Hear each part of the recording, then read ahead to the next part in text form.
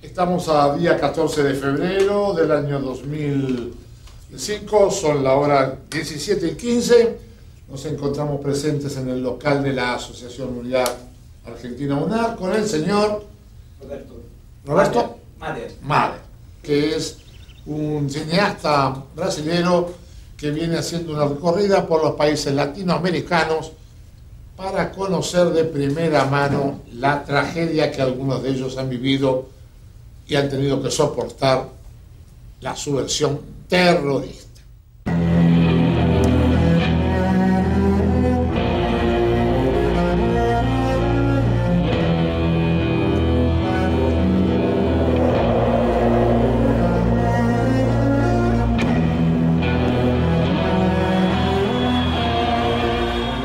En los años 70 los militares se hicieron con el poder en Sudamérica. Como pretexto dijeron que combatían el ascenso de la izquierda. Varios golpes de Estado sucesivos dejaron un rastro de intolerancia, secuestros, asesinatos y exilio. Los diferentes dictadores rebasaron las fronteras y unieron sus fuerzas. Fue uno de los casos más graves de terrorismo de Estado que han existido, la Operación Cóndor.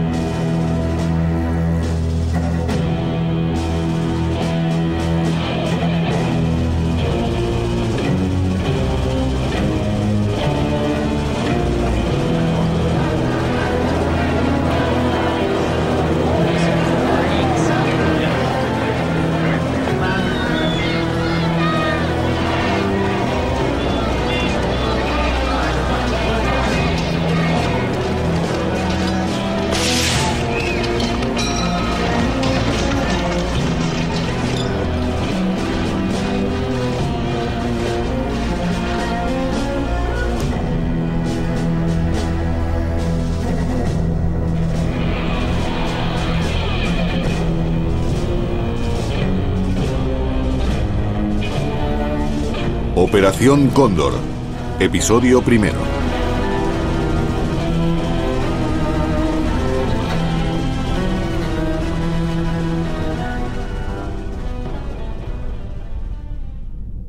Es la defensa a ultranza de nuestros principios nacionales, de nuestra gloriosa historia, de nuestro pasado y nuestros próceres, de nuestros símbolos.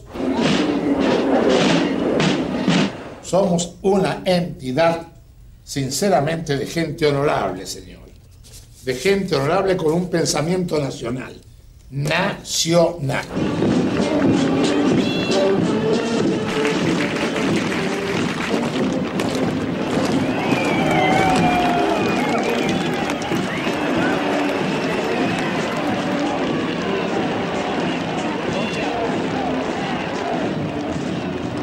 Yo tengo un hermano desaparecido, tengo un hermano que peleó del otro lado, chico inteligente, el menor de los varones, y un día hizo así, cambió, y hablaba mucho conmigo, y el cambio estaba orientado psicológicamente y de manera muy fundamental al odio al padre.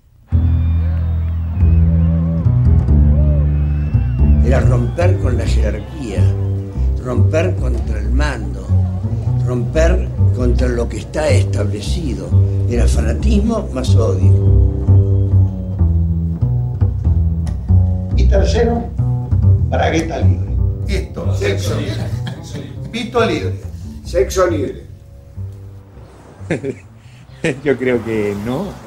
Puede ser una caricatura muy de derecha. Yo creo que más bien éramos un grupo de gente, de jóvenes, con muchos ideales.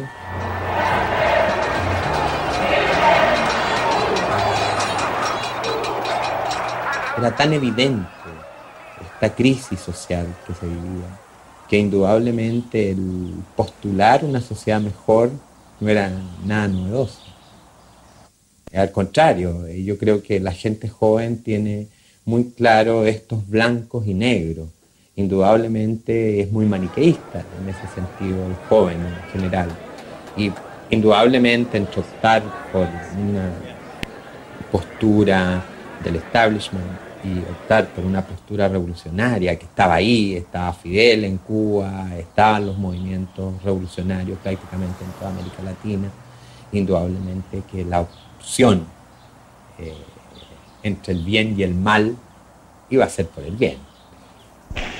Saluda a nuestro pueblo junto a nuestro primer ministro, comandante en jefe Fidel Castro, ante el aplauso emocionado del pueblo congregado aquí en la Plaza de la Revolución José Martí. ¡Viva Cuba! Aquí en el mundo se estaba jugando la Guerra Fría y la subversión era una expresión de uno de los bandos para incursionar en el patio trasero del otro. Ya teníamos ejemplos claros de lo que iba a pasar, como lo que pasó en Cuba, como lo que intentó exportarse a Angola, el Congo, Etiopía. Entonces, señores, estaba jugando contra otras ideas. Ya es un problema de ideas. O presidente João Goulart assinou os decretos da Supra e da encampação das refinarias de petróleo. No comício da Central, Jango anunciou a decretação do tapenamento dos aluguéis. Estejam tranquilos, que em breve esse decreto será uma realidade. Los discursos de Brizola eran subversivos. Y la causa de la ambigüedad de las palabras del presidente Goulart, y quizás bajo la influencia de Perón, creí que la democracia estaba amenazada y que tendríamos que enfrentarnos a un golpe de Estado. Atenção Brasil! Atenção Brasil! Atenção Minas Gerais! As tropas do 2º Exército, sob o comando do general Cruel, ya sitiaron el estado de Guanabara.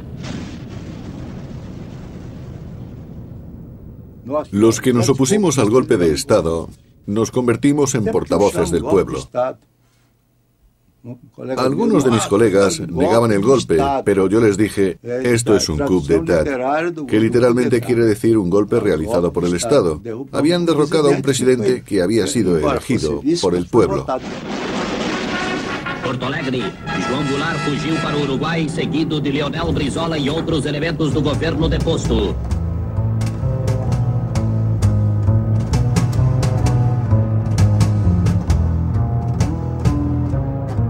Y nos dimos cuenta de que teníamos que estar preparados. Esta vez les atacaríamos antes de que ellos nos atacaran a nosotros.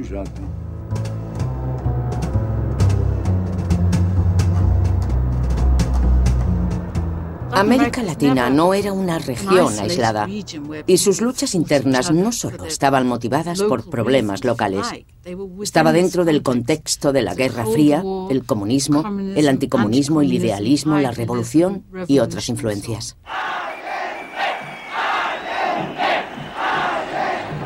Salvador Allende era la gran esperanza de América Latina. El resto de los países se encontraban en una situación muy diferente. En Brasil vivían en una dictadura que representó un punto de inflexión histórico. Pero en 1972 y 1973 todavía existía la posibilidad de que un cambio radical tuviera éxito. La idea de Allende consistía en implantar un socialismo mediante la democracia, con un fuerte control estatal sobre la economía para redistribuir la riqueza.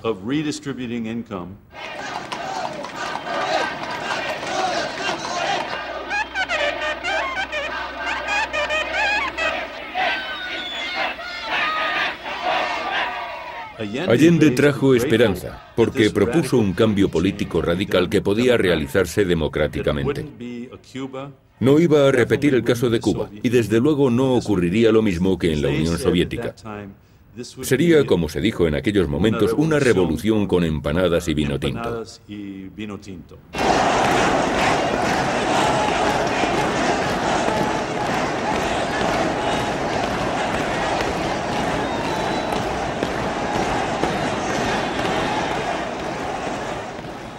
Un gobierno popular, democrático, nacional, revolucionario, que debe cumplir un programa para abrir lo más amplio y rápidamente el camino al socialismo y a la transformación de nuestra sociedad. ¡Nacionalismo!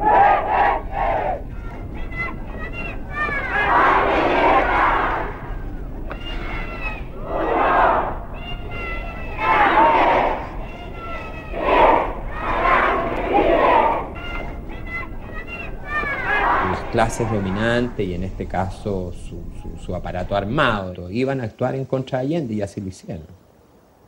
Conspiraron de 1000 maneras en contra del gobierno de Allende. Fue así, señores empresarios, para que a contar de ayer martes de las 0 horas se paralizaran los servicios de todo Chile.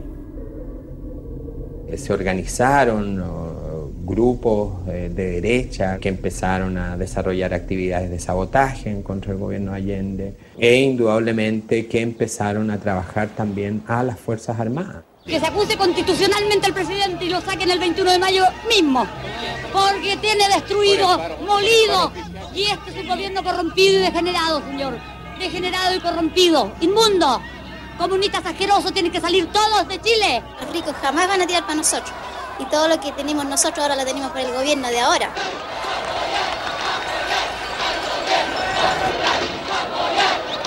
La tensión que había en el país iba creciendo. La izquierda estaba ya, hacía desde el año 60 que estaba en un intenso agitar. Era la intención de crear todo ese caos para generar una revolución marxista. Que los trabajadores, con los soldados, los marineros, los carabineros, deberán desobedecer las órdenes de los oficiales golpistas. Y en ese caso, tendrán el derecho a construir su propio ejército, el ejército del pueblo. El MIL no creía en la vía pacífica que Allende preconizaba en ese minuto. Nosotros creíamos que en un momento a otro se iba a desencadenar esta ofensiva militar, violenta, y que había que prepararse para ello. Y sin embargo, nuestra preparación no fue suficiente. No daré un paso atrás y que lo sepan. Dejaré la moneda cuando cumpla el mandato que el pueblo me diera.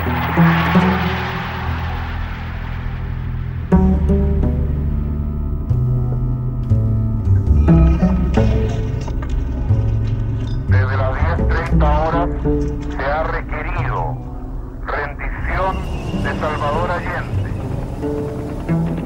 El Palacio de la Moneda deberá ser evacuado antes de las 11 horas. A las 11:00 de la mañana hay que atacar la moneda porque este gallo no se va a entregar.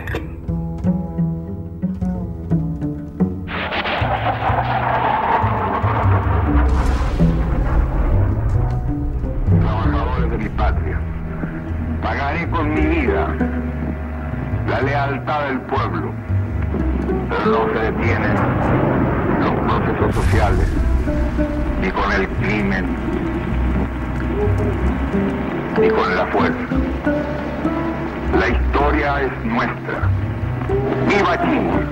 ¡Viva el pueblo! ¡Vivan los trabajadores!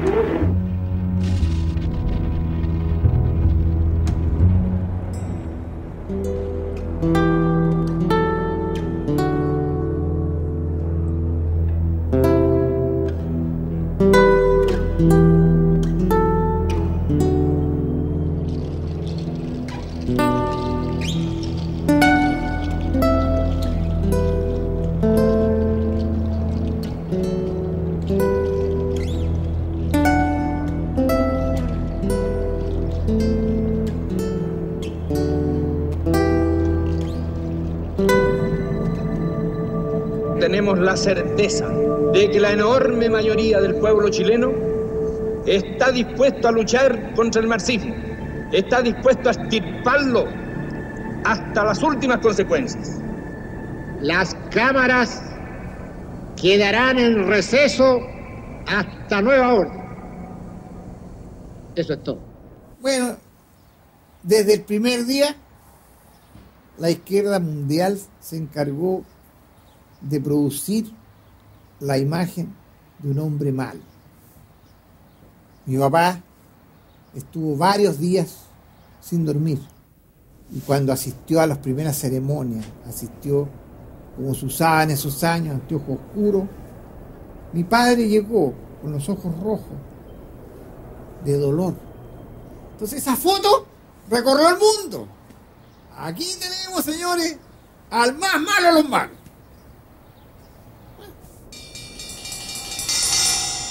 Se va a aplicar la ley marcial a toda persona que se le sorprenda con armas o explosivos.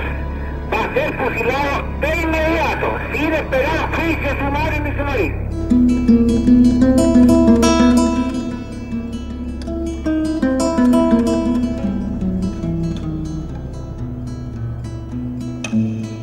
Mira, desgraciadamente no había otra salida.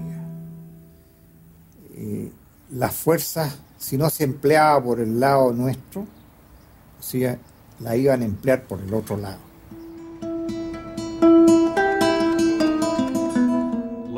América Latina había padecido la opresión de muchos dictadores. Eso forma parte de su historia. Pero en los años 70 ocurrió algo diferente. Por primera vez, en los países latinoamericanos, se llegó a la conclusión de que la izquierda era una amenaza muy peligrosa. Por tanto, había que eliminar físicamente a todos los que trataran de implantar ese concepto de la sociedad. Hubo terror a todos los niveles y arrestos masivos que se realizaron en secreto. Por primera vez, las desapariciones en América Latina se debían a una política de Estado. Ese es el tipo de actuaciones que describo en mi libro Operación Cóndor. Y por primera vez la solución para los dirigentes de todos aquellos países consistió en el asesinato masivo. No se puede decir de otra manera, fue un asesinato masivo.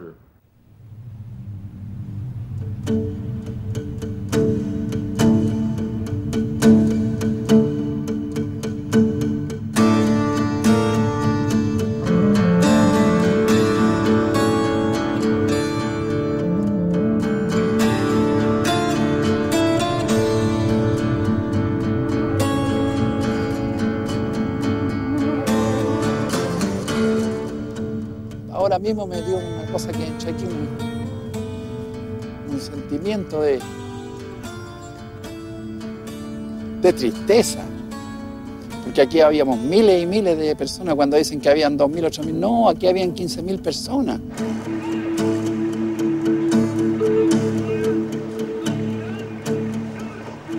Ahí nos torturaban, nos pegaban, nos ponían corriente. A las mujeres las tenían en la piscina. No solamente las torturaban, les pegaban, sino que las violaban.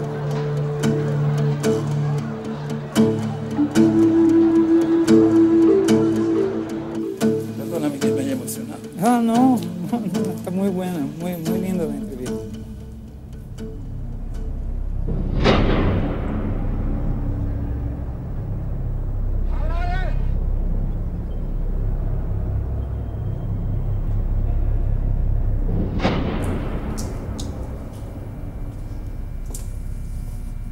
Aquí nos pegaban unos tontos de goma que llaman, nos ponían unos trapos mojados en la espalda y nos pegaban. Aquí murió gente, mucha gente al estadio, incluso te golpeaban el portón ahí y venían con listas. Fulano, fulano, fulano, se lo llevaban y los compañeros no volvían nunca más.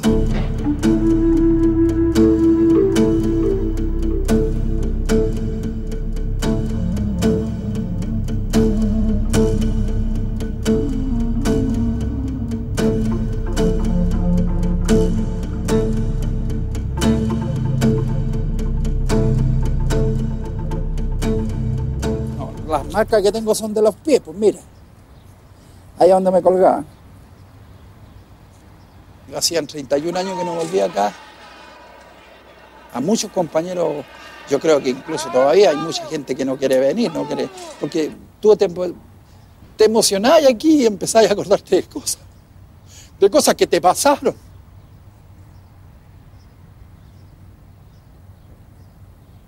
Cómo nos trataron. Y revivís todo eso. Lo reviví de nuevo. ¿Visto? Pero también tuvimos fuerza después de salir de prisionero en las poblaciones y empezamos a luchar contra la dictadura.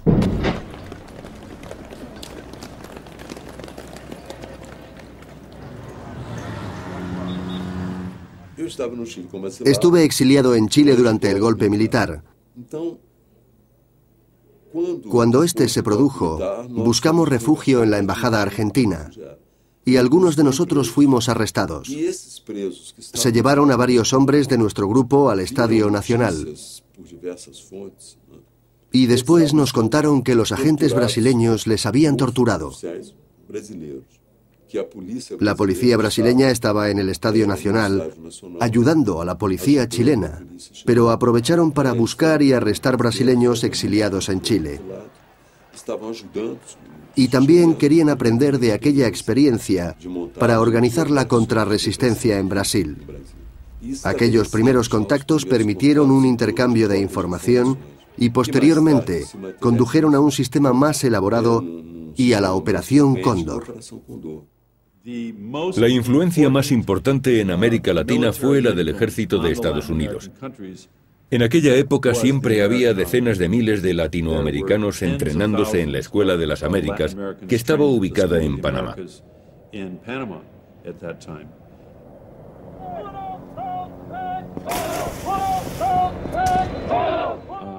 Hablé con un instructor que trabajó allí en 1976 y me explicó que su misión consistía en que los países latinoamericanos compraran equipamiento militar a Estados Unidos y no podían comprar a nadie más. Era un gran negocio.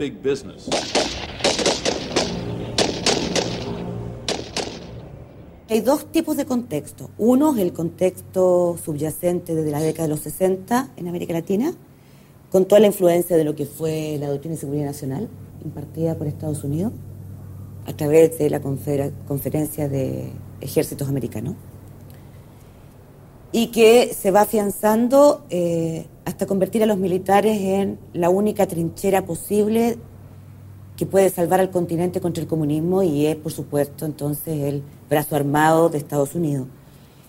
Y el momento en que confluyen distintas dictaduras en el Cono Sur.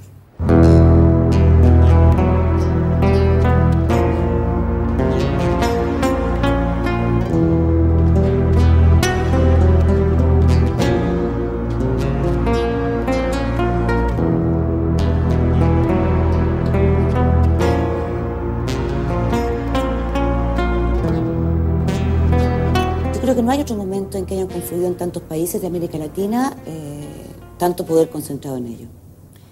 Y eso hace que se embriaguen y quieran tener más poder.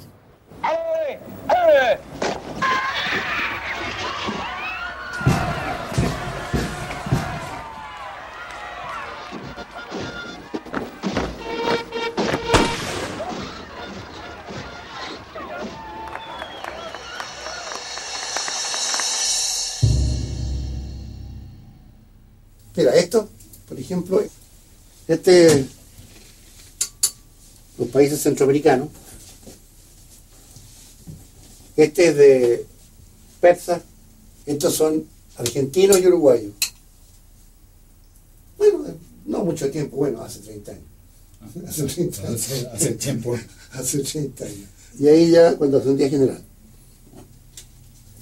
¿Qué sientes cuando lees las fotos hoy? Bueno, siento pena en lo que está pasando. Siento pena.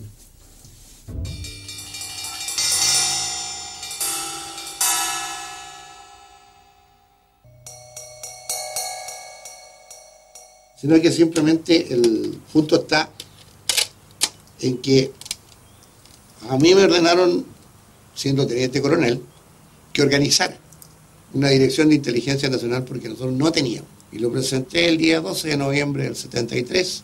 Fue aprobado y me ordenaron, organice la DINA.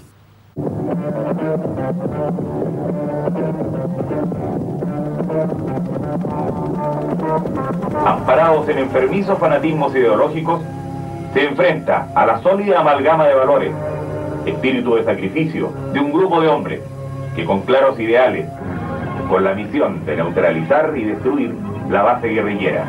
Desde el año 72 existían terroristas en Chile, habían entrado más de 10.000 cubanos, todos del ejército cubano, habían entrado 1.500 soviéticos, todos del ejército soviético. Entonces sabíamos que se estaba organizando un ejército guerrillero.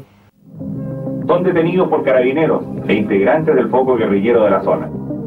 Indudablemente que la actitud nuestra en ese minuto es de resistencia, pero había que replegarse porque la represión era muy grande. Alrededor de 500, 600 militantes, digamos, fueron aniquilados prácticamente en los primeros años del gobierno militar.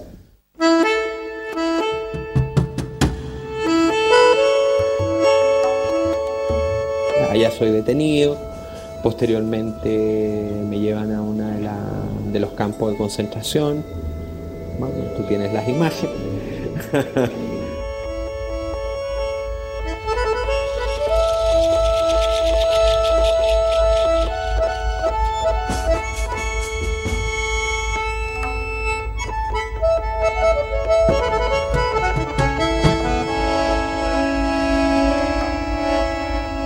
Éramos prisioneros de guerra que teníamos que obedecer a una disciplina militar que no teníamos.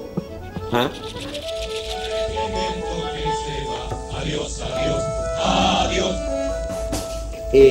35 himnos militares. Cada himno militar tenía un número. Vamos a cantar el 5.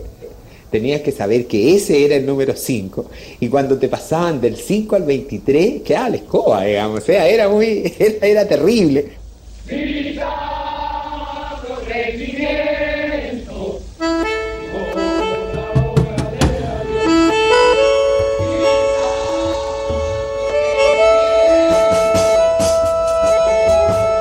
Entonces, claro, no todos marchaban igual, no todos llevaban el paso, y eso era motivo de golpe. Porque el soldado, para ellos, era la máxima expresión de lo mejor que la patria tenía. Eran los soldados, son los mejores hijos. Fue nacido contra la opresión, fue nacido contra la opresión. Y todo a discreción. Yo viví 2 consejos de guerra en Pisagua. En ese caso, 12 compañeros del Partido Comunista fueron juzgados y 2 de ellos condenados a morir. Y los acusaban de querer a 12 personas tomarse individualmente 12 sitios estratégicos de la ciudad. Uno de ellos se iba a tomar el regimiento, otro tenía que ir a envenenar el agua, otro tenía que, en fin, o sea, estupideces de esa naturaleza. O sea, de esa guerra estamos hablando. Por eso te digo de que todo esto, de que en Chile había una guerra, es una broma.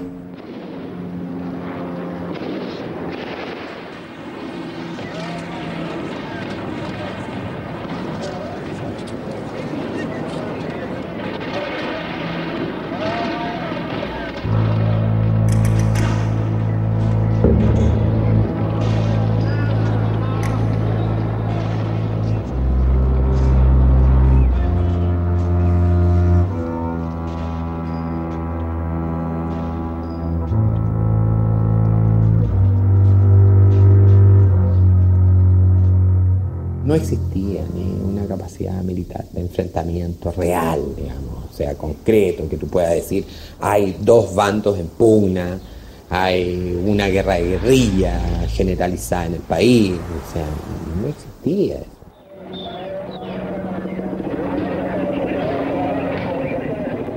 En aquel tiempo, el problema en Sudamérica era grave, porque todos los movimientos terroristas estaban siendo coordinados por Buenos Aires. Como cristiano digo que en realidad aquí hubo una guerra subversiva, nosotros no la iniciamos, ni la deseábamos, fuimos llevados a ella nos involucraron en ella y teníamos que pacificar este país.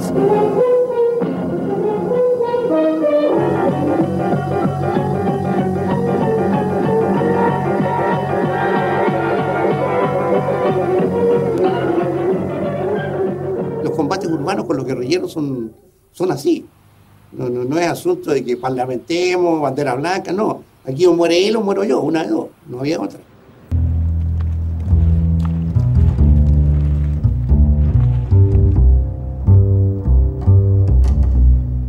La lucha va a ser con el ejército, con los que tienen las armas en su poder, y por lo tanto asumir de nuestro lado el uso de las armas y de la violencia como un medio inevitable.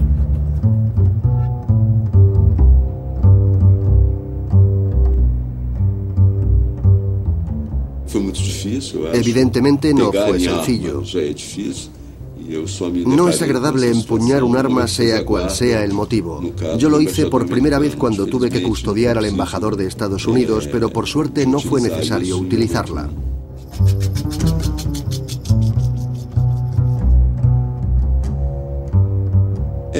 Aquella era una situación extrema, pero sirvió para demostrar que una resistencia sin armas no tenía sentido, y de ese modo conseguimos afianzar nuestra posición. Se necesitaba una resistencia efectiva y para lograrla era imprescindible que contásemos con armas.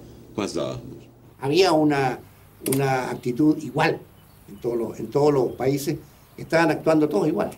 Entonces se vio que la Junta Coordinadora estaba funcionando. Esta Junta Coordinadora Revolucionaria del Sur es la que coordinó durante muchos años todos los movimientos terroristas de América del Sur.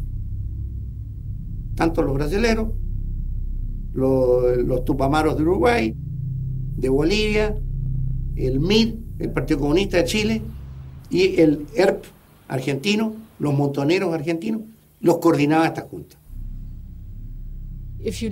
La mayor parte de las organizaciones de izquierda sufrieron represalias y algunas fueron eliminadas cuando los militares tomaron el poder. Pero lo cierto es que no eran una amenaza tan grande, aunque eso es lo que utilizaron como excusa. Se decía que los grupos izquierdistas actuaban dentro del contexto internacional. Tema de inteligencia. Aquí tiene España, Uruguay, Ecuador.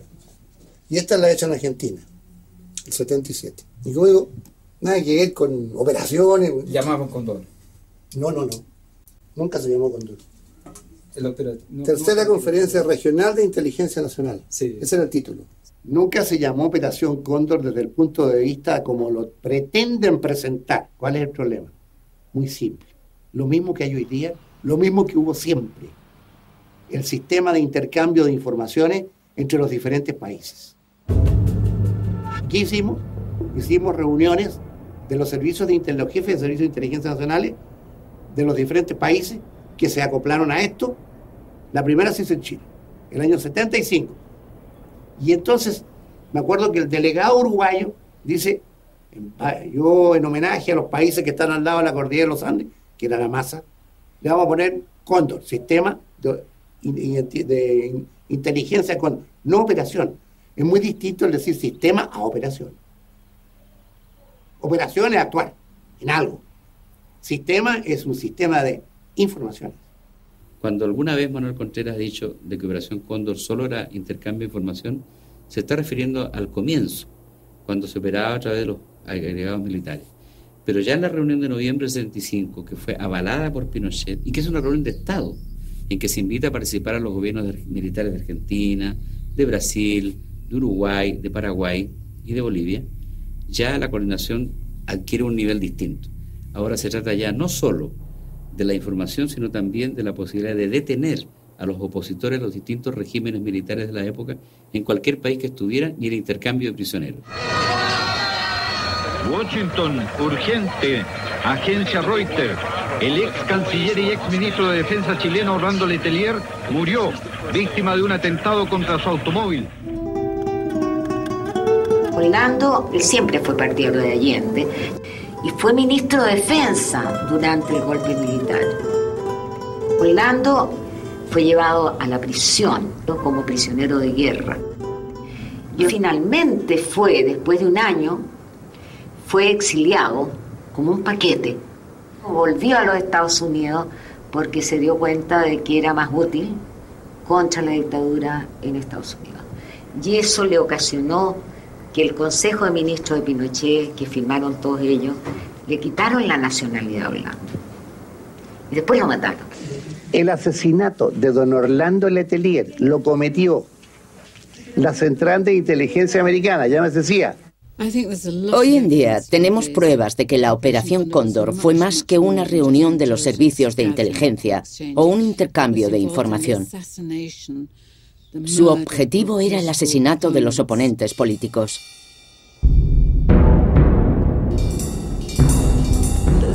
Un gran número de dirigentes democráticos opuestos al régimen militar fueron asesinados en el exilio.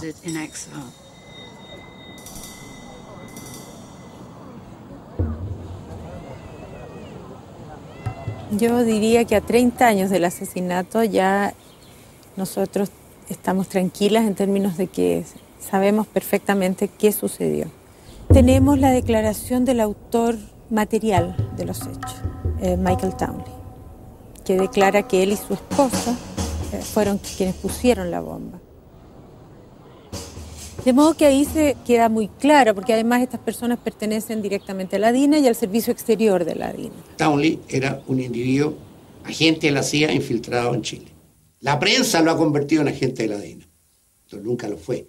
Pero estaba en contacto con la CIA. Era proveedor de la DINA, de elementos electrónicos. Yo creo que hubo agentes dobles. De hecho, trabajó para la DINA y está reconocido que trabajó también para la CIA.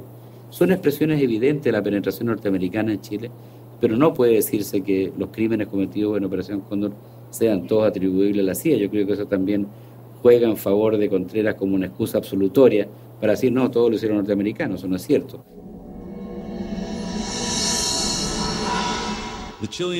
Creo que los chilenos cometieron un grave error. Pensaban que los norteamericanos tolerarían que un asesinato en su país quedase impune. Pero inmediatamente se abrió una investigación muy rigurosa. Hay tomos enteros de documentos con detalles acerca de la actuación de Chile y de su forma de operar.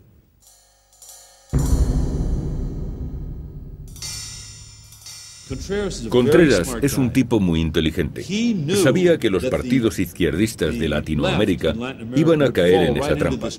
Y de hecho lo hicieron. Muchos políticos sudamericanos de izquierdas dijeron, la CIA fue la responsable de la Operación Cóndor.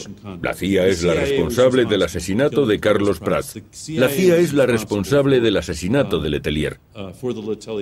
No existen pruebas de que la CIA eliminara a nadie o de que pidiera a otros que lo hicieran. Sin embargo, no hay duda de que en la CIA conocían los planes de la Operación Cóndor y se beneficiaron de la información que les proporcionó. Cuando se desclasificaron los documentos de la CIA, está revelado que hay informaciones del Centro de Operaciones de la CIA en Santiago que informa a Estados Unidos que ha nacido la Operación Cóndor y que su misión es el secuestro y la detención de opositores a los regímenes militares, al punto que hay una reacción de Kissinger que se preocupa y se molesta por los excesos que están cometiendo estas dictaduras militares, y hay una recomendación de Kissinger para que se morigere la acción, recomendación que es subvertida por el Pinochet cuando ocurre el asesinato de Orlando Letelier en Washington. Kissinger hizo un recorrido por varios países en 1976 y antes de las reuniones oficiales, él ya había tenido contacto con el ministro de Asuntos Exteriores chileno. Cuando llegó el momento de intervenir, dijo, ahora tengo que dar un discurso sobre los derechos humanos, pero sois libres de hacer lo que queráis. Los que pensaban como Kissinger aceptaban que aquellas medidas eran necesarias. Solo así podrían eliminar lo que ellos consideraban amenazas comunistas, guerrilleros y opositores. Morality can be applied as directly to the conduct of states to each other as it can to human relations. That is not always the case, because sometimes statesmen have to choose among evils. ¿Este lo sacaste? No, el brasilero. No. ¿De cuándo? Este es del 76. Llegó un día uno de los emisarios ahí. Tu amigo era así. ¿Quién? Figueiredo. João Figueiredo era buen amigo del presidente Geisel. Estamos hablando de 1975, el año en que se celebró la unión del Comité chileno.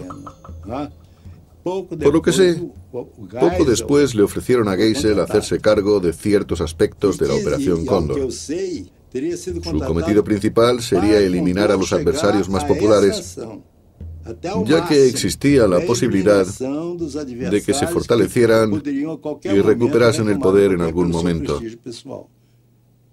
Pero Geisel no aceptó. Eso es la Operación Cóndor. Cuerpos desfigurados, torturados a muerte, escondidos, dinamitados, restos de huesos que son enterrados en plena cordillera.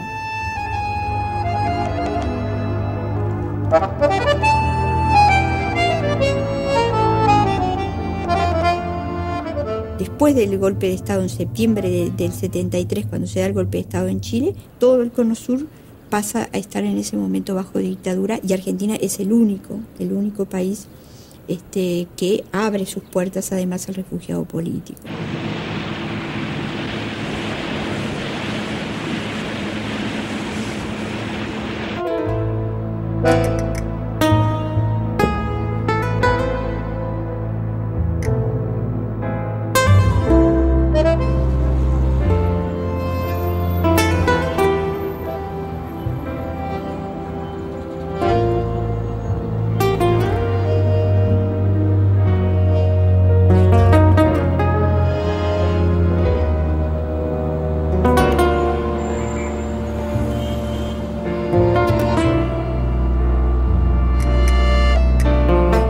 Argentina terminaba con salida de una dictadura y por lo tanto se vivía ese periodo de gran euforia.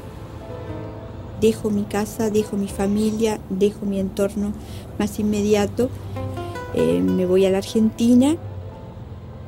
La llegada de uruguayos en ese periodo a Buenos Aires era así, contingentes, diría, de uruguayos que eran perseguidos acá. En aquel momento, una gran cantidad de refugiados latinoamericanos iba a Buenos Aires y acababan quedándose allí. El golpe de Estado se produjo en 1976 y de pronto se vieron atrapados. Nadie podía salir del país. Las personas que no eran de procedencia argentina también cayeron en manos de la represión. Y el gobierno se dedicó a arrestar a todos los que interferían en sus planes. Eran las 11:30 de la noche aproximadamente cuando sentimos golpes en la puerta y en ese momento rompen los vidrios y quedamos paralizadas en el momento en que vemos esa entrada de hombres todos de civil con armas largas. Era alrededor de 15 personas. El canastito de Simón había quedado sobre la cama grande, donde me tiran a mí, me empiezan a golpear para arrancarme información. Yo tiendo a agarrar a Simón, me dice que no lo puedo llevar conmigo, que nos van a llevar a un lugar donde él no puede estar y que no me preocupe, que a él no le va a pasar nada. Y hice esa frase que después quedó para recordar que esta guerra no es contra los niños. Ahí nos acondicionan ya para la salida, que va a ser manos y piernas atadas, vendada los ojos, hasta que llegamos a un lugar que es el lugar donde vamos a estar durante 10 días.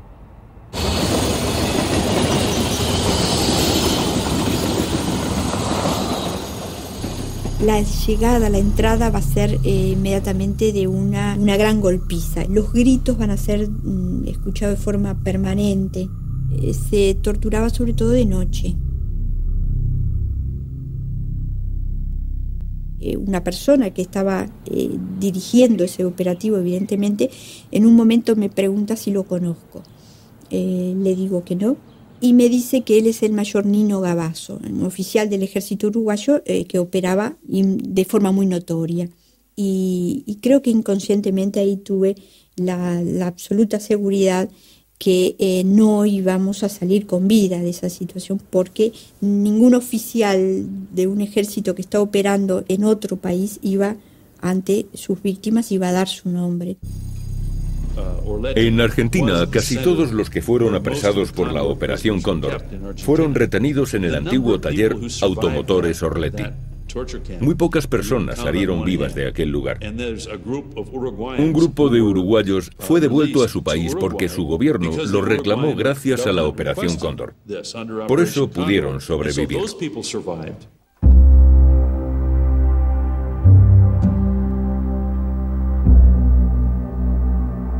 Yo creo que el mundo en ese periodo se empezó a enterar de lo que había pasado realmente en estos países del Cono Sur, lo que había sido toda esa operación Cóndor, toda esa práctica de la desaparición forzada, y en particular lo que había sido el secuestro de niños.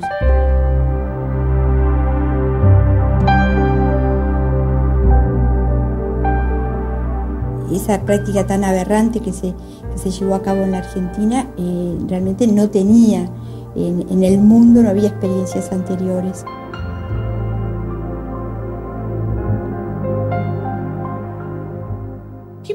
La gente no podía creer que los niños estuvieran desapareciendo. Por supuesto, las desapariciones se produjeron durante un periodo de tiempo muy largo. Nadie sabía qué estaba ocurriendo exactamente. El golpe de Estado de Argentina se produjo después de varios años de caos político. Murió mucha gente de ambos bandos, pero en cierto modo, el golpe fue bien recibido porque el pueblo confiaba en que se podría recuperar el orden.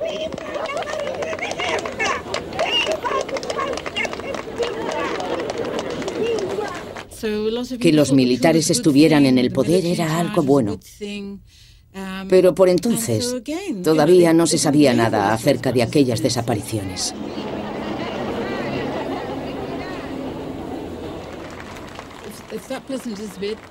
La gente pensaba que los desaparecidos habían cometido algún delito. Si no, no habrían desaparecido.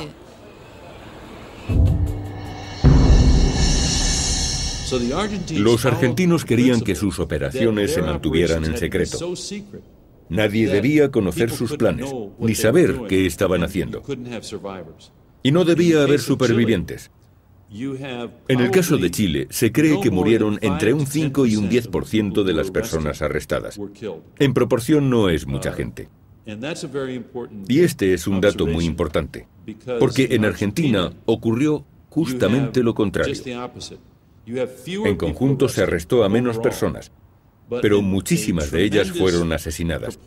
Puede que entre un 50 y un 80% de los detenidos. El mismo día que me anunciaron que había desaparecido mi hijo mayor, a mí siempre en el barrio me decían Kika, y me convertí en Eve Bonafini. Eve Bonafini es una madre que le tocó vivir una tragedia y que decidió convertir el dolor en lucha y que tal vez el mundo me conoce por eso.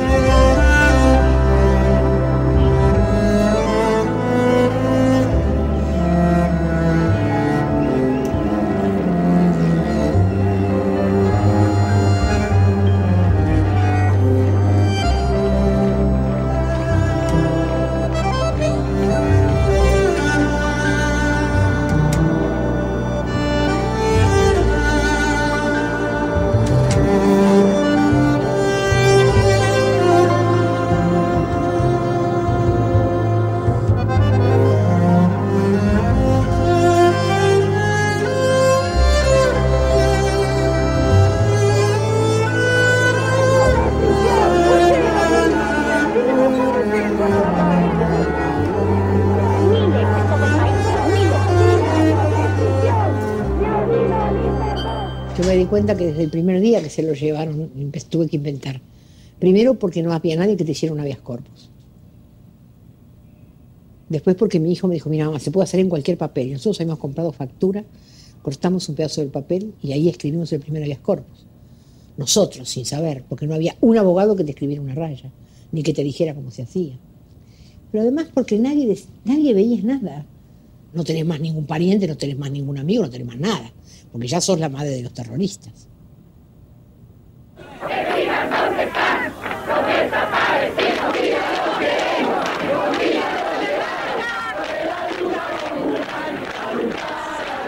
Los jueces decían no busque más a su hijo que se fue con otra mujer. Los políticos decían que éramos mentirosas las madres, que Balbín dijo, no hay desaparecidos. Hay muertos, dijo Balbín.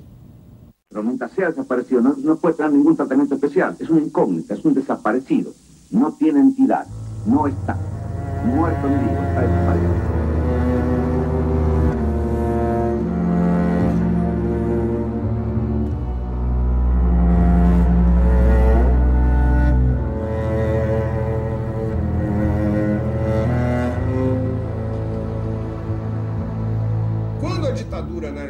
Cuando la dictadura era más brutal en Argentina y cuando la lucha armada se organizó, hubo muchas personas que decidieron huir a Brasil.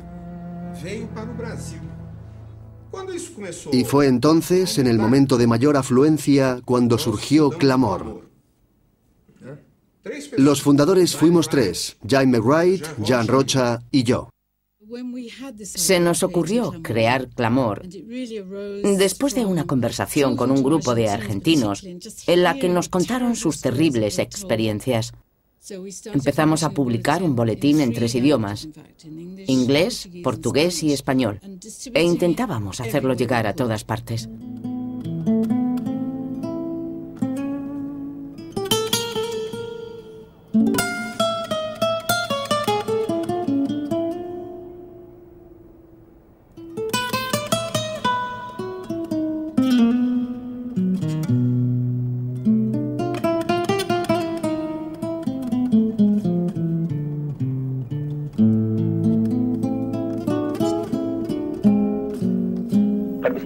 Exactamente una operación que se le daba el nombre Cáveres Zapato Roto.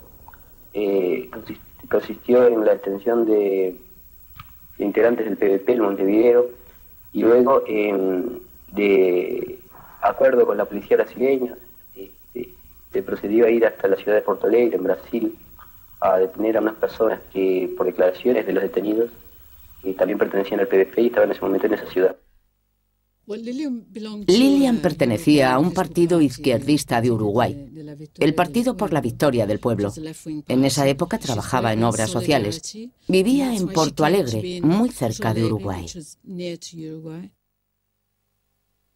¿Y a qué se dedicaban? Se dedicaban a repartir propaganda y a hablar con la gente y a explicarse que había que organizarse y denunciar los crímenes de la dictadura.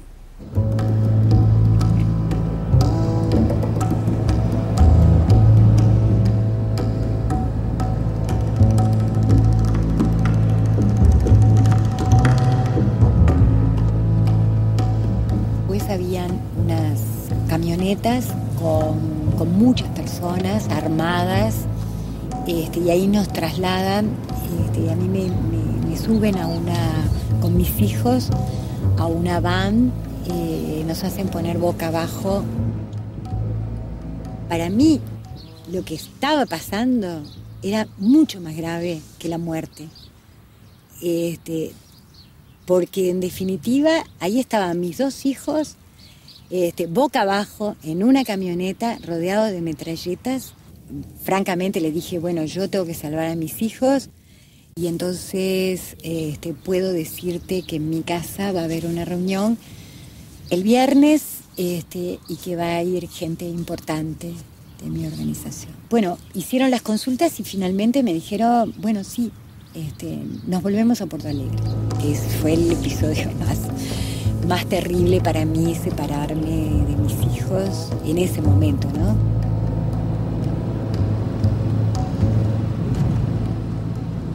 Después que llegamos a Montevideo, los niños fueron trasladados a un apartamento que la compañía posee en el centro de Montevideo, por la calle Río Negro. Ellos quedaron ahí hasta que posteriormente fueron entregados a sus abuelos, ¿no? nos vamos para mi casa porque ellos instalan una ratonera, ¿no?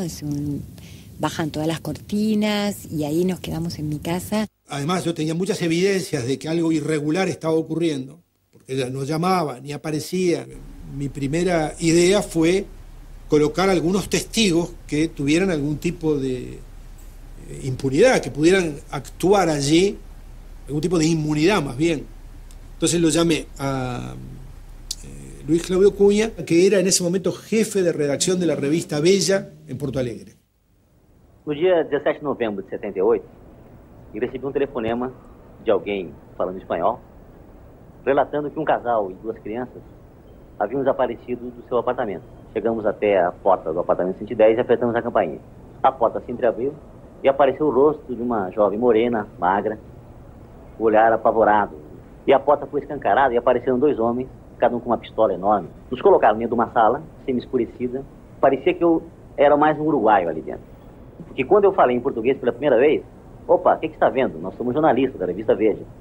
Eu percebi uma certa hesitação. E o suposto chefe da operação, quando ele voltou mais amável.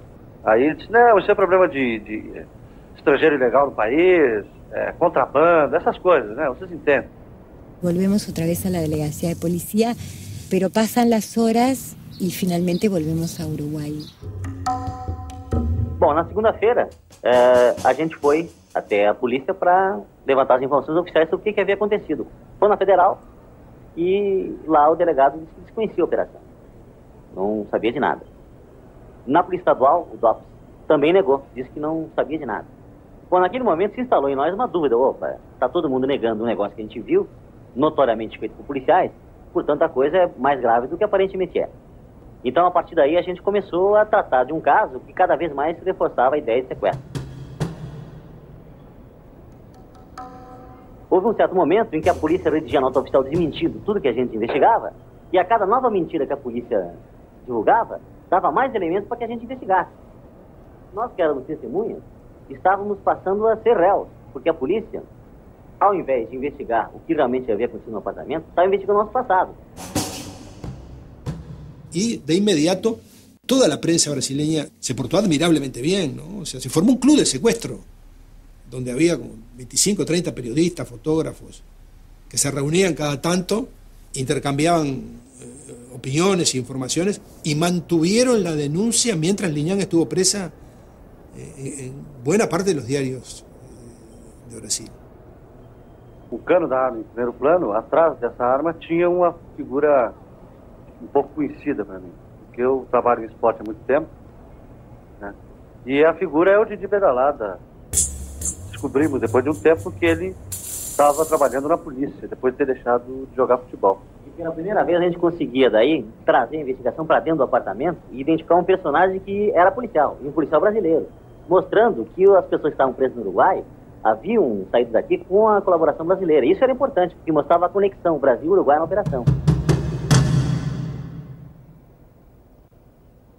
En esa época nosotros no nos imaginábamos que eso formaba parte de un plan maestro donde había un acuerdo suscrito por las cúpulas de los ejércitos y que tenía por lo tanto el aval de los 2 gobiernos centrales. En noviembre de 1978, la gran campaña de solidaridad desplegada por la Fuerza Democrática de Brasil y del mundo entero impidió que Lilian Celiberti y Universindo Rodríguez pasaran a engrosar la lista de desaparecidos. El caso de Lilian Celiberti y Universindo Díaz puso al descubierto una de aquellas operaciones. Conseguimos que la noticia llegase a todo el mundo y pudimos salvar la vida de los 2.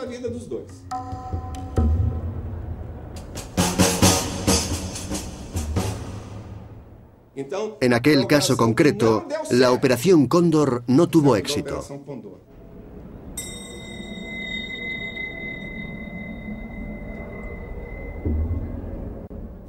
Cuando yo era ministro durante la presidencia de Figueiredo, arrestaron a una joven. Me parece que se llamaba Lilibeli. Lilian Celiberti. Eso es. Brossard fue a protestar ante los tribunales. Yo consulté con el director general de la Policía Federal y me explicó que los detenidos habían sido atrapados en la frontera. Entonces yo también me dirigí a los tribunales. En ese momento no podía imaginarlo, pero varios años más tarde supe que me habían dado información falsa.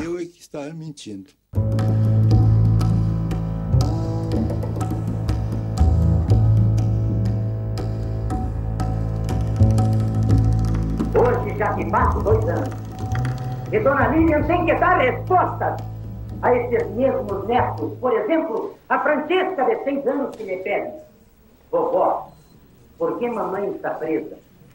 Vovó, por que os militares uruguaios foram buscá-la lá no Brasil? La Operación Cóndor fue un proceso de intercambio de información, pero implicó muchas más cosas. Encarcelaban a los que huían a otros países.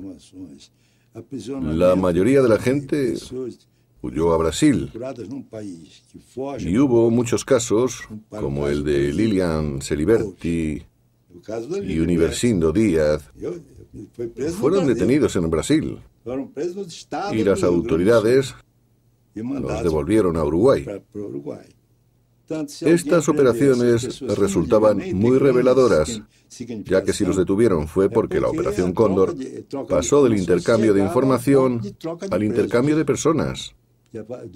Y la lucha contra el comunismo se extendió por todo el continente. Que nós não haveremos de arrefecer a nossa fé enquanto não tivermos, aqui no Brasil e em qualquer país do mundo, livres, livre e universal.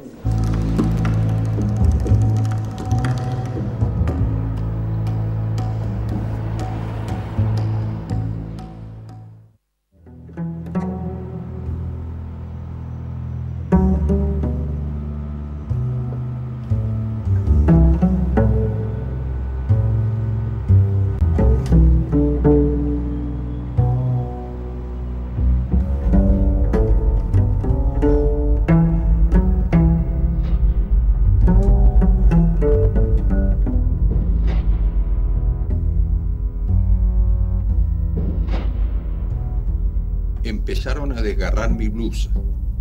Me introdujeron un electrodo en la vagina y comenzaron a darme corriente con otro electrodo móvil. Este es el testimonio prestado por la doctora Sheila Cassidy en la Comisión de Derechos Humanos de Naciones Unidas situada en Ginebra.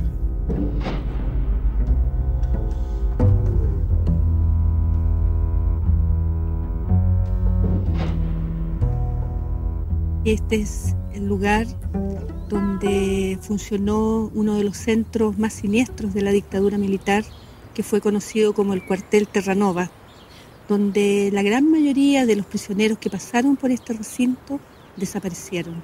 Este era un lugar de la muerte, yo quiero partir por ahí. Por lo tanto, uno sabía que aquí no existía. ¿Qué significa eso? Que cuando uno estaba aquí, las autoridades desconocían que lo tuviesen detenido. Entonces nosotros, cuando ya nos decían que algún amigo que estábamos en Villa Grimaldi, sabíamos que estábamos desaparecidos. Y aparte de eso, aquí atrás ustedes ven lo que se denominaba la torre.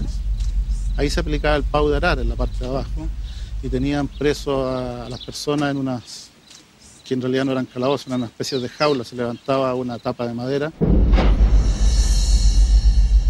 Estábamos como animales. Solo se podía permanecer en cuclillas. Nos sacaban nada más que una vez al día, generalmente de noche, para hacer nuestras necesidades. Los que no aguantan se hacen ahí mismo y deben pasar revolcados en la mierda. Estar en esos cajones es una verdadera pesadilla. El objetivo de él es quebrarte. El objetivo de él es deteriorar tus convicciones. El objetivo es transformarte en un colaborador, en hacerte cambiar de bando, en definitiva. O por lo menos transformarte en una cosa. Por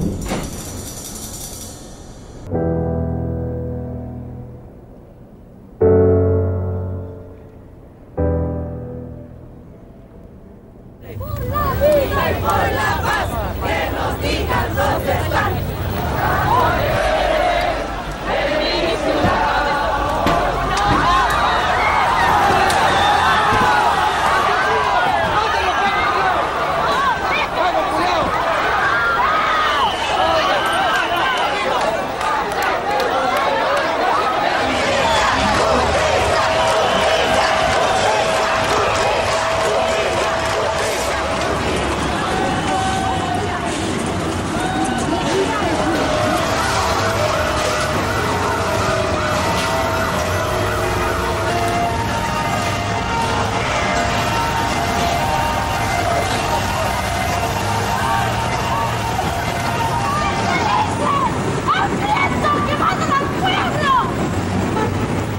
Contreras era el que estaba a cargo de la Dirección de Inteligencia Nacional, la DINA, este aparato represivo que funcionó durante tantos años en nuestro país.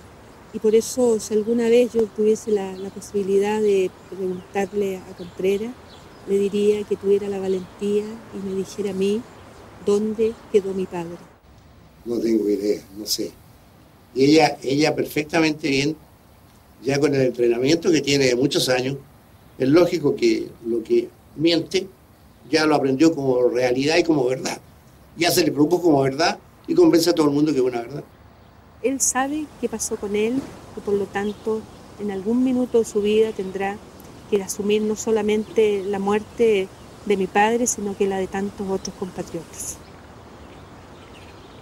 ¡Salida! ¡Que el régimen lo devuelva vivo! ¡Alejandro Pinochet! ¡Que el régimen lo devuelva vivo! ¡José Peña! ¡Que el régimen lo devuelva vivo! ¡Julio Muñoz! ¡Que el régimen lo devuelva vivo! ¡Manuel Jesús Sepúlveda! ¡Que el régimen lo devuelva vivo!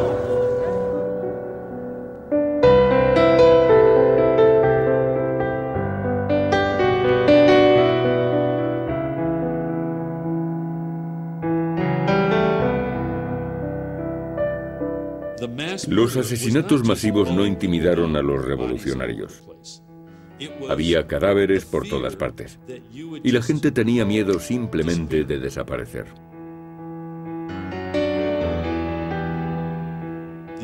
La política de desaparición es muy útil para el terrorismo de Estado. Porque el terrorismo no es solo violencia. Trata de infundir miedo, terror. Su objetivo principal es sembrar el pánico y conseguir que el temor domine las mentes y las vidas de los supervivientes.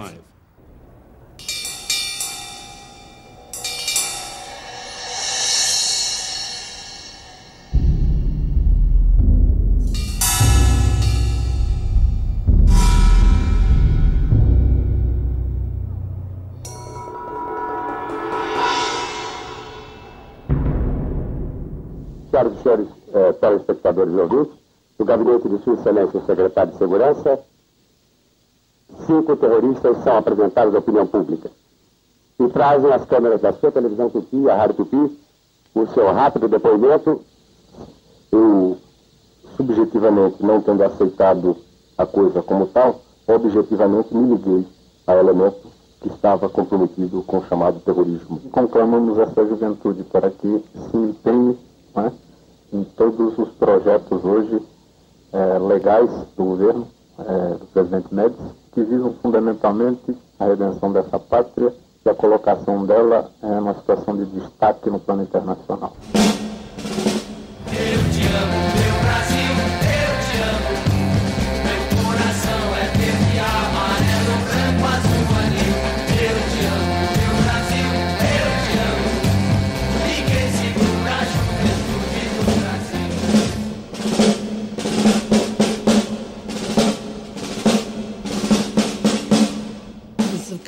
En aquel momento, Brasil no resultaba tan terrible y opresivo como los demás países, y por ese motivo era el destino principal de los que huían de Argentina, Uruguay, Paraguay, Chile y Bolivia. Brasil se convirtió en un refugio, un paraíso.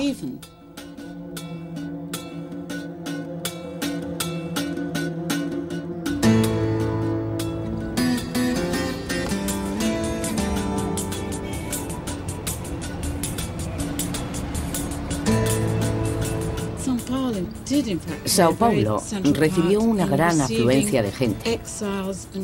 Llegaron exiliados y refugiados de todos los países del Cono Sur, en los que había una dictadura militar. Paulo Evaristo Arns era arzobispo de Sao Paulo y acogió a todas aquellas personas. Trataba de aconsejarles y les ayudaba en lo que necesitaran.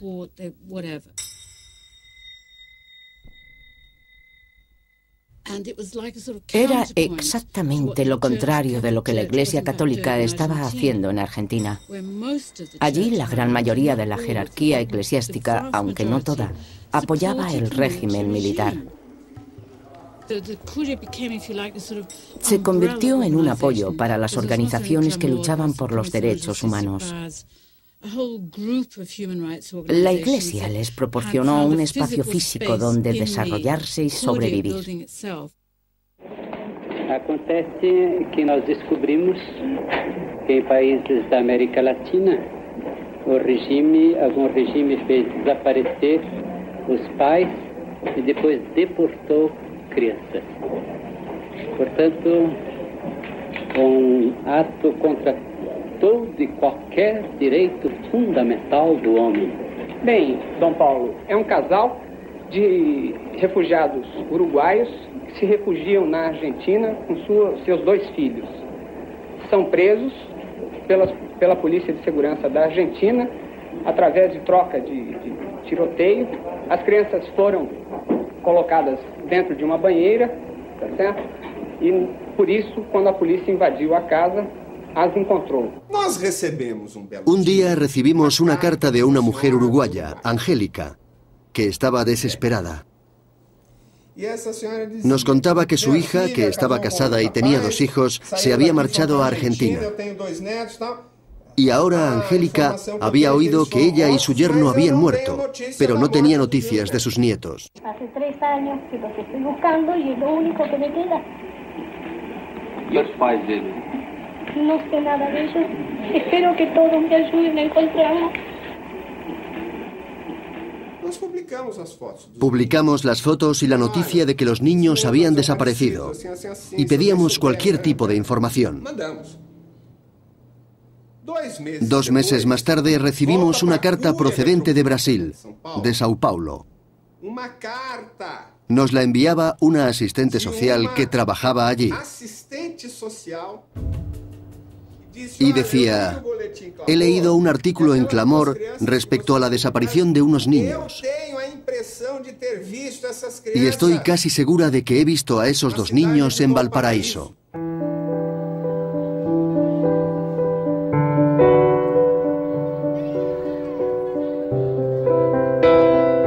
Sanito, calecita, una rueda de carrusel, habrían más por allá también. En el verano a veces se colocan por allá también.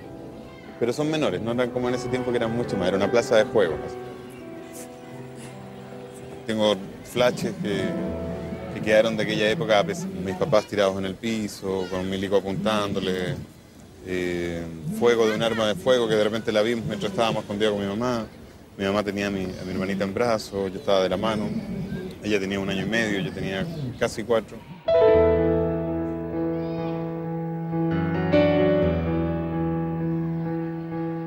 Así era. Lo que sí me dicen que nunca nos soltamos, que siempre estamos tomaditos de la mano. Sí, que él me cuidaba, que se habla de un auto muy elegante que llegó acá, con unas personas que nos dejaron acá, nosotros estábamos como muy bien vestiditos, o sea, no era como unos niños abandonados de indigente o cosas así. El día nos dejaron en la mañana acá, pasó toda la tarde, y ya cuando se estaba haciendo de noche como ahora, el dueño se preocupó, el dueño de los juegos, la persona encargada de los juegos, no sé quién era, y ahí ve que nadie nos viene a buscar y llama a Carabineros.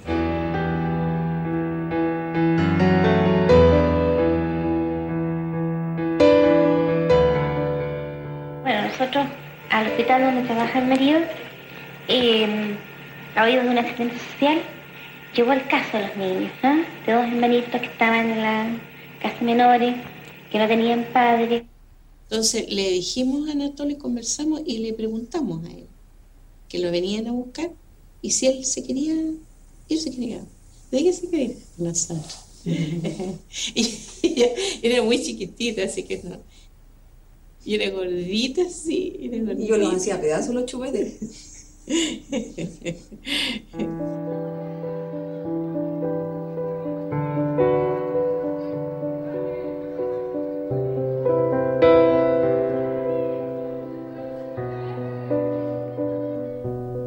Cuando nos íbamos a venir, entonces ella no quiso quedarse. No se quiso quedar. No, sí, no se quiso. Mami, papi, vamos. Y se agarró, se tomó hacia el cuello de mi esposo. Y bueno, me pasaron una ropa, una cosa, una mamadera, algo así. Y partimos con ella.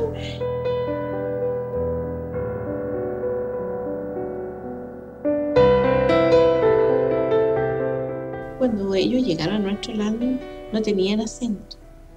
Nosotros pensamos que eran algunos chilenos, chilenos que habían tenido que irse del país, o sea, pero nunca nos dijeron de qué nacionalidad. Eso no nos dijeron nunca.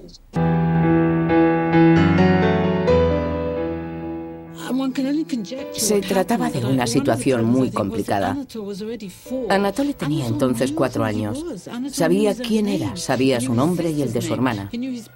Sabía también los nombres de sus padres y había visto cómo los mataban o los herían. Esa fue una de las razones por las que decidieron llevarlos a Chile, un país lejano al otro lado de los Andes. Ninguna persona de Uruguay o de Argentina se puso en contacto con ellos.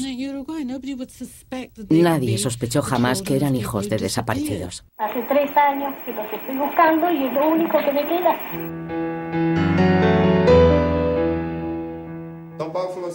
El arzobispo don Paulo quería que fuéramos a Chile a investigar, así que lo hicimos. Nos fuimos a Chile y a las 3 de la tarde nos presentamos en aquella casa.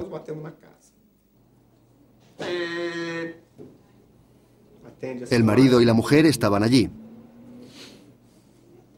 Nos dejaron entrar, pero se mostraron muy recelosos al principio.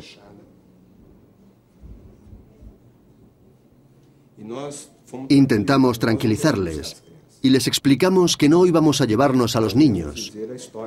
Solo queríamos contarles lo que había ocurrido. Yo les sugerí que debían conocer a la abuela de los niños, pero el padre adoptivo no quería. Estaba muy reacio, incluso dijo que apoyaba al régimen. Y ahí nos contaron todo, así de golpe y porrazo, o sea, nos fueron narrando todo lo que había pasado, todo, quién eran, de dónde eran, lo que había ocurrido, todo. Nosotros no nos imaginábamos alguna cosa así, no nos imaginábamos. Llamamos a la abuela de los niños y le dijimos que los habíamos encontrado. Fue un milagro. Finalmente, Angélica, la abuela, viajó a Chile para reunirse con sus nietos. Pero habían pasado 3 años desde la última vez que se habían visto. Porque mi abuela, por desgracia, no tenía ninguna mención en psicología, así que cuando llega, lo primero que hace es que me separa, dice, yo soy tu abuela de verdad, y tus papás son estos, y me muestra las fotos, y tú vivías en Uruguay. Y me cuenta toda la historia en una playa. Condições dos seus netos voltarem para sua casa. Creo que es lo lógico, con todo el dolor que me duele mucho ocasionarle a los padres adoptivos. Veremos cómo vamos a congeniar de forma que ellos no lo pierdan del todo tampoco. La abuelita venía como dijéramos, a lo mejor, después de decir, ya, yo ahora voy y los traigo. Y los traigo. Pero no era así, o sea, no es porque está arraigado los sentimientos nuestros.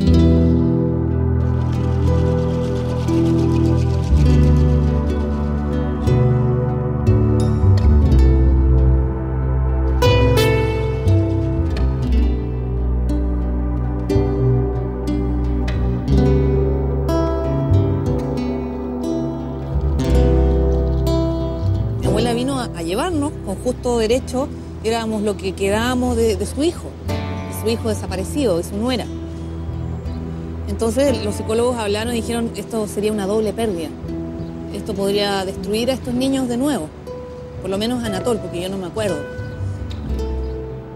Entonces se tomó la decisión entre las 2 familias de mantener las relaciones con ellos, viajar una vez al año para allá o ellos venían para Chile.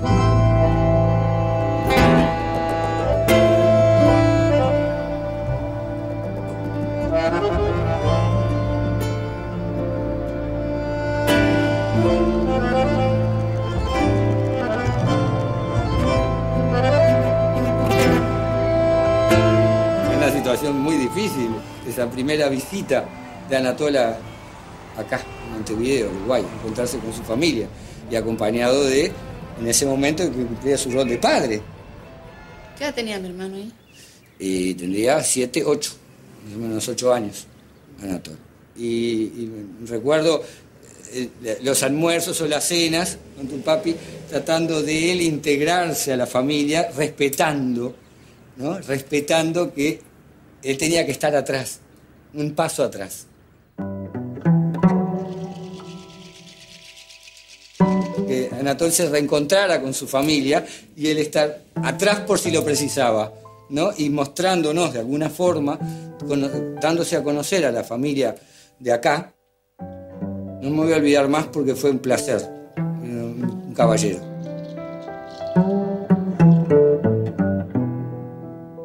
Porque en ese momento justamente ellos notaron la posibilidad de perderlos y entonces se abrieron totalmente con nosotros a que no se imaginaban la vida en ese momento sin ellos.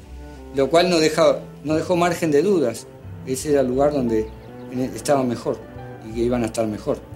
Y creo que sigo diciendo que no nos equivocamos. La prueba, hoy por hoy, la tenemos acá.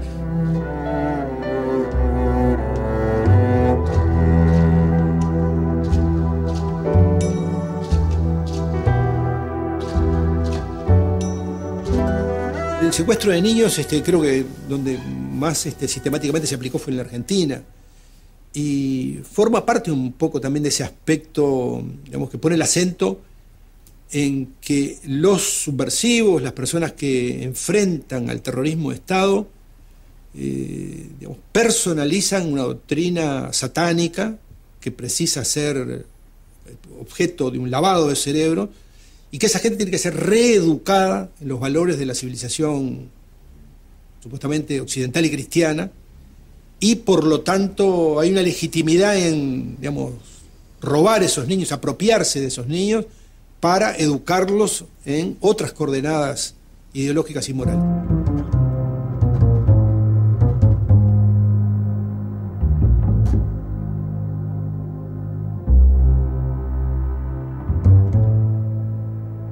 Esa foto fue la que recorrió el mundo en alguna medida. Era el único dato que nosotros teníamos para buscar a Simón, ¿no?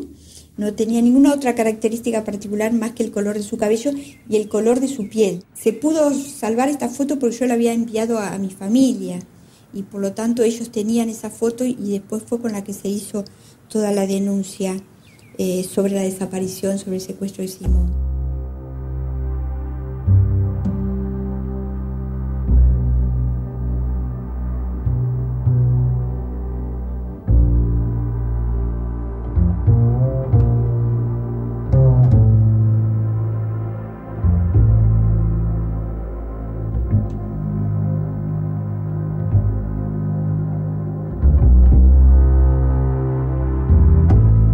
Fueron 25 años.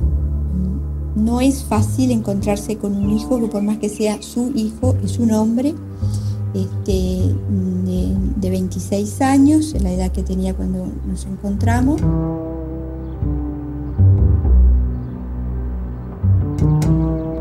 Recuerdo sus primeras palabras que me dicen, yo he sido hasta ahora un chico feliz. Quiero que te incorpores a mi felicidad. Lo que dice, nos cuentan que, bueno, acá hay dos víctimas, una soy yo y otra es esta mujer que está tantos años buscando.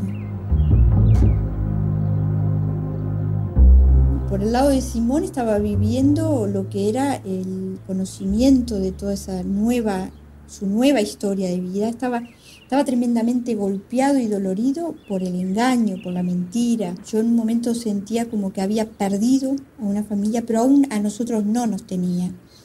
No nos conocía, no se podía vincular. También estábamos en lugares muy distintos. Él era una familia de policías, de gente que había estado actuando en el mismo régimen dictatorial. Nosotros éramos las víctimas. Estas fotos son de un muro en la ciudad de Montevideo que la gente lo hizo de forma espontánea cuando tuvo la noticia de que había aparecido Simón.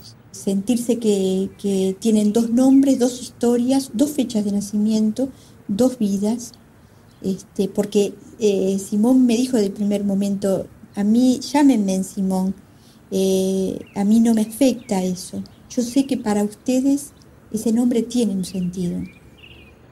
Él desde el primer momento pidió que se mantuviese reserva sobre su identidad.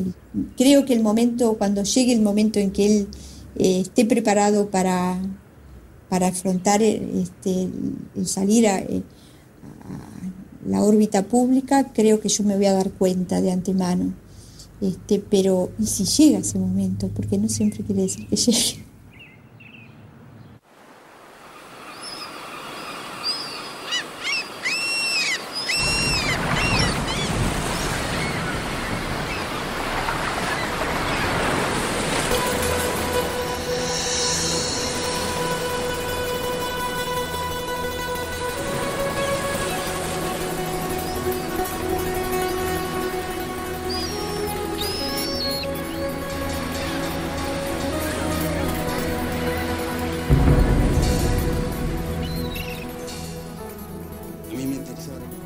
Como que cada cierto tiempo me tienen que volver a contar la historia de nuevo, ¿no?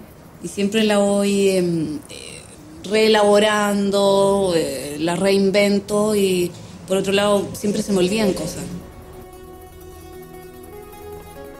Al principio fue como, qué horror lo que le hicieron, quizás que le hicieron. La fantasía de no saber te genera muchos fantasmas, o sea, quizás a mi mamá la abusaron, o a mi padre cuánto tardó en morir, cosas así como que a uno se le dan vuelta. El no saber es peor que saber.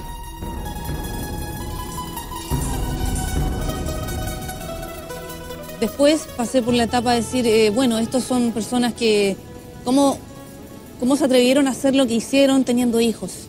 Como que me pasé por un momento de rabia también hacia ellos. ¿Qué esperaban de la vida? ¿Qué futuro iban a tener si seguían en lo que seguían y más encima fueron padres? Después pasé por otro momento en que dije, estas personas son admirables porque siguieron sus ideales hasta la muerte. Y fueron padres y todo, y se atrevieron y fueron gente valiente.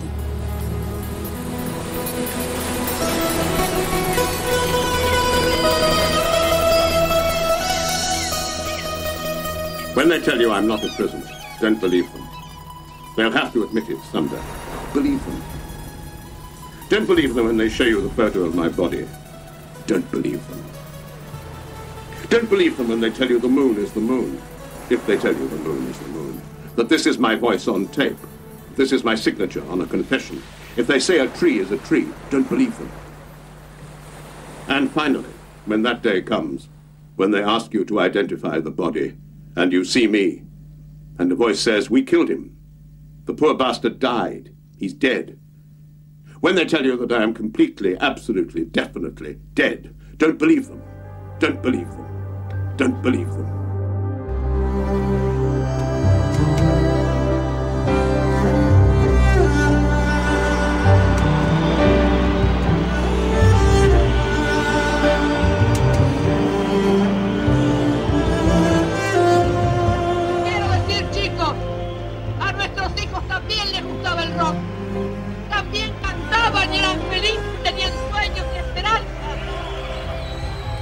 Se guardaban un poco de rebeldía para la lucha.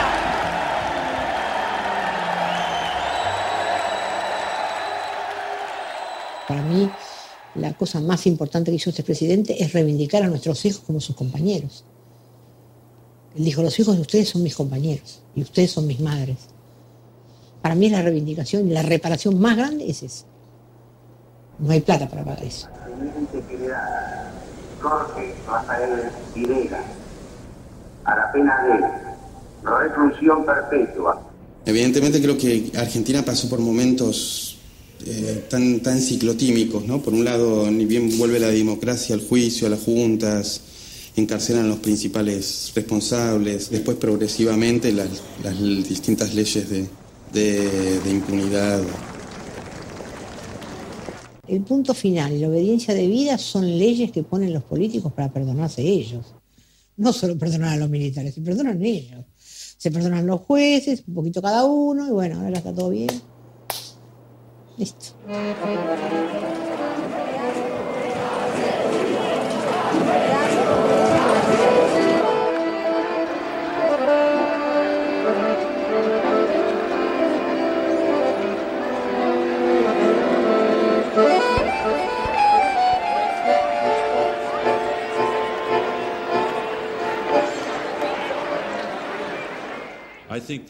Ahora en muchos países se están investigando aquellos casos y a las organizaciones implicadas. Juzgan a ciertos individuos y en una gran mayoría se han abolido las leyes de amnistía. Ahora se puede llevar a juicio a los represores. Ahora es cuando la sociedad hace justicia a sus propios ciudadanos, aunque será un proceso imperfecto e incompleto. Muchos casos no se investigarán bien, pero desde luego serán muy pocos los militares de alto rango que logren escapar de la justicia en América Latina.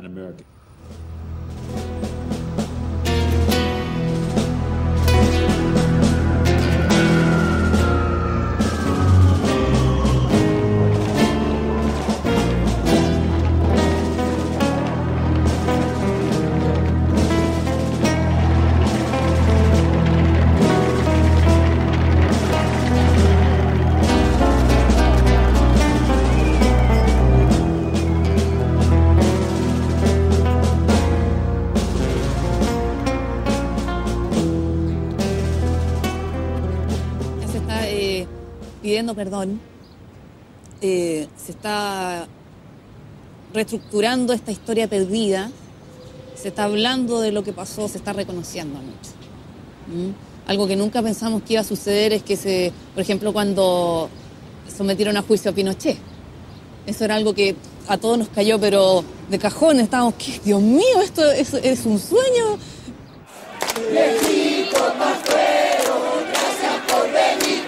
Pinochet está cercana y el pueblo está feliz. Lo más importante, en el caso de Operación Cóndor y en todos los casos de Pinochet desde el punto de vista jurídico, es la vigencia de los tratados internacionales, el respeto a las convenciones internacionales sobre la tortura. Y concluyo con esta afirmación: el culpable y el responsable de su propio procesamiento es el mismo Pinochet, porque Pinochet el 20 de septiembre de 1973 dictó el decreto ley número 5, que lo hizo para justificar los consejos de guerra, y dijo: a partir de hoy el estado de sitio se entiende estado de guerra interno.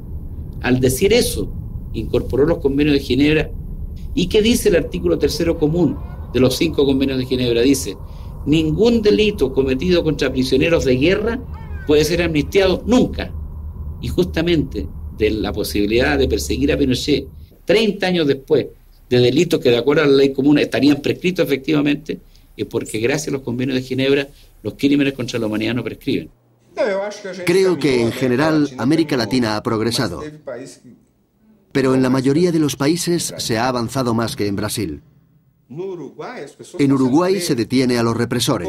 En Argentina, un alto oficial de la Armada tuvo que pedir disculpas a su pueblo por haber participado en la represión durante el régimen militar.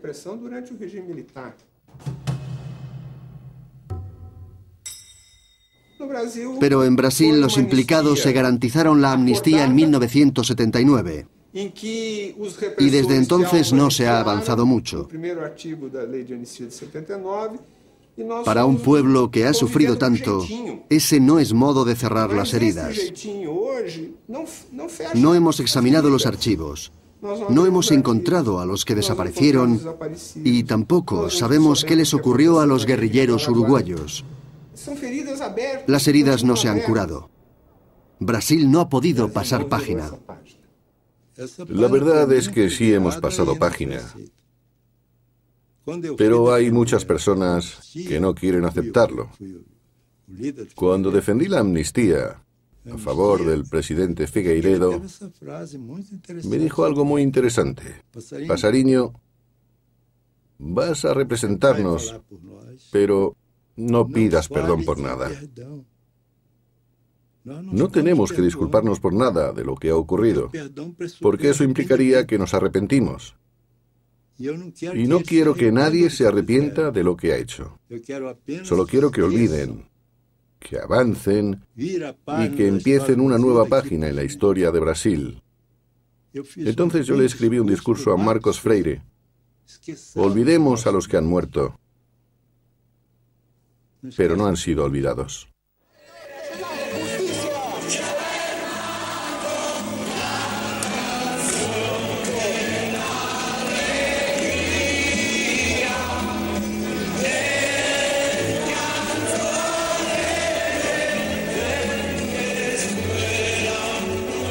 Los familiares de los muertos o desaparecidos tenían dos opciones.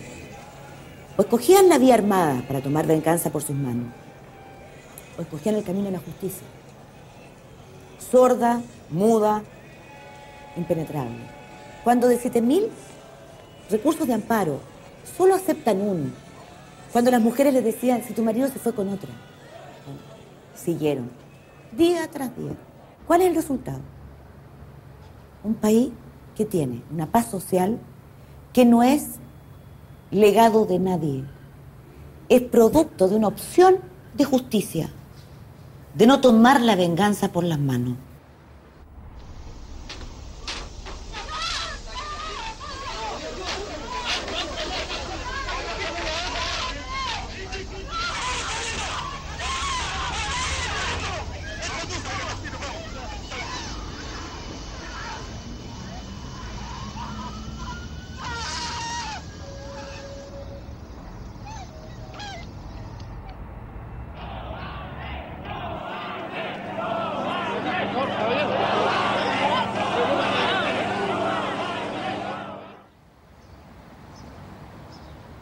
Yo haría lo mismo que hice en aquella época porque nosotros cumplimos estrictamente con la ley. Porque resulta que como dependíamos del presidente de la República directamente, teníamos que atenernos estrictamente al decreto ley que ordenó lo que deberíamos hacer.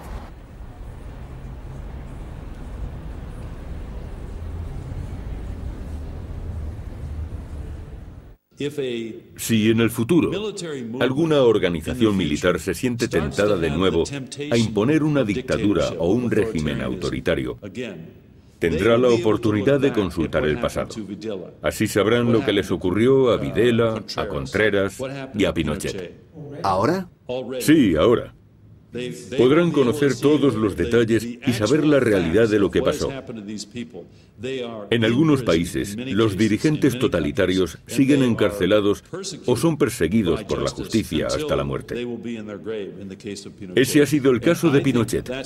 Es una lección muy importante para cualquier posible megalómano que pretenda hacer lo mismo en el futuro. A mí me pregunta mucha gente por qué doy estas entrevistas, por qué me expongo. Y la verdad es que esto tiene que ver con la intención mía de dar a conocer que esto pasó, porque acá en Chile hay gente que todavía dice que esta operación nunca existió, que es un cuento, ¿ah? Pero aquí estoy yo soy la que me pasó y a mi hermano, esto pasó y nos pasó a nosotros.